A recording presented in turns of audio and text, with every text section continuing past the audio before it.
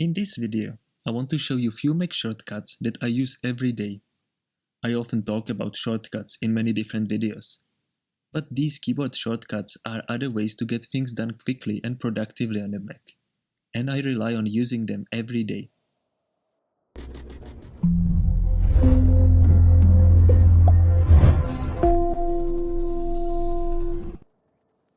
So first one, which is not really a shortcut, is connected to a full screen window. First, let me admit not being a big user of full screen mode.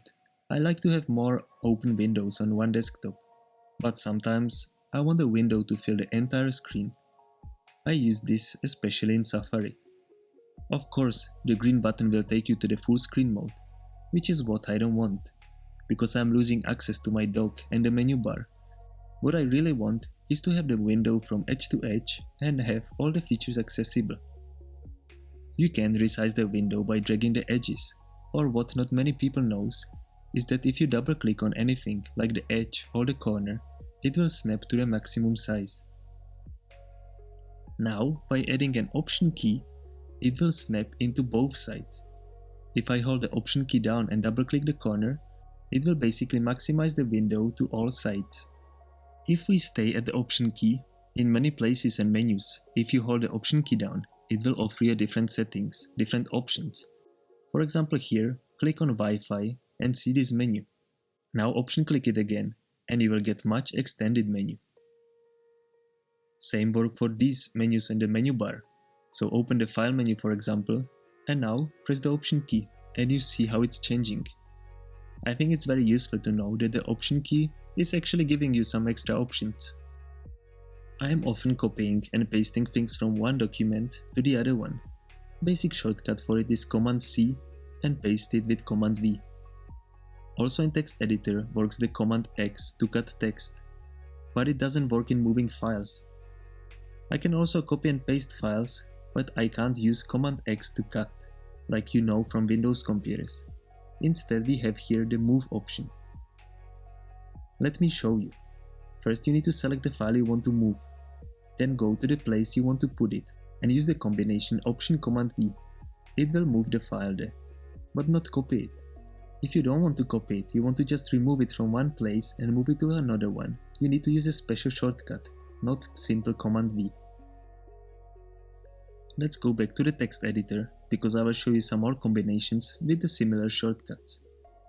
For example, I often want to copy text from the browser. So I go there, press copy, and if I paste it in my document, it will make a mess. Notice how it not only pastes the text, but also takes the style, color, font, everything. If you want to match the document style, there is a shortcut for it. I use it all the time. It is Shift Option Command V. It looks complicated, but basically just add those extra modifier keys instead of simple Command V, and it will make the job done. If you just want to change the style, but don't copy any text from around, you can simply select text and copy style of it with Option Command C and now paste it over the new one with Option Command V. These shortcuts are so similar. Yes, they are a little bit more advanced, but you don't need to worry if you don't remember them all straight away. I'll be repeating them in different videos so you will easily learn it on the way. But you can also take advantage of cheat sheets I created for different keyboard shortcuts. So go to AppleOnlineAcademy.com and download it there for free. There are many more shortcuts, which works both in text editor and Finder as well. Command A will select all. Then I copy with Command C, press Command N to open new pages window and then paste it there with Command V. If I don't like it, Command Z will take it back. But do you know that Command Z also takes back the action on Finder? What if you accidentally delete something? You can simply undo it with Command Z. So of course, like everybody else, I launch apps throughout the day, and there are so many different ways to do that. Every day I'm also looking for some hidden files deep into many folders. There is no easier way how to find anything and launch apps than using Spotlight search. So press Command Space and start typing the name of the app.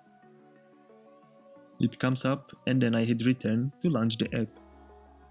If I have more apps running at the same time, I can use Command Tab to switch between them. There are so many shortcuts used on Macs, and as you can see, it's very simple and quick to be using them. Sometimes it's a little bit different in different apps, so always look in the menu bar on top to find out your command, and it will also show you the shortcut. So next time, you don't need to visit this menu anymore. Just click once on the keyboard and all is done. So these are shortcuts I use all the time. Which shortcuts do you use on the Mac every day?